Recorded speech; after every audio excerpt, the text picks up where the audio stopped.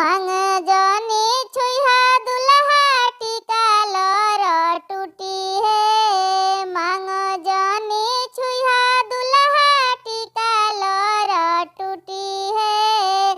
पापा हमरो देखी है तो लगिए खिसियाए है।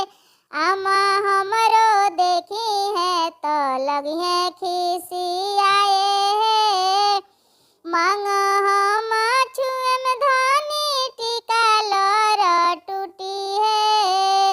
मांग हम छुएम धनी टीका लर टूटी है। पापा तोहरो देखी है तो नहीं खिसियाई है। आमा तोहरो देखी है तो नहीं खिसियाई है। पहिले तू रहलू धनी पापा के अमानत है। पहिले तू रहलू धनी आमा के दुलारी है।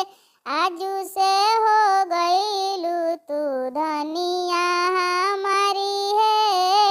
आजू से हो गईलू तू धनिया हमारी है।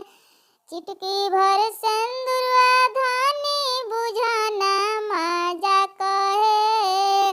चुटकी भर सिंदूरवा धनी बुझियाना मजा कहे। चुटकी भर सिंदूरवा तोहरा जीवन के सवाल है।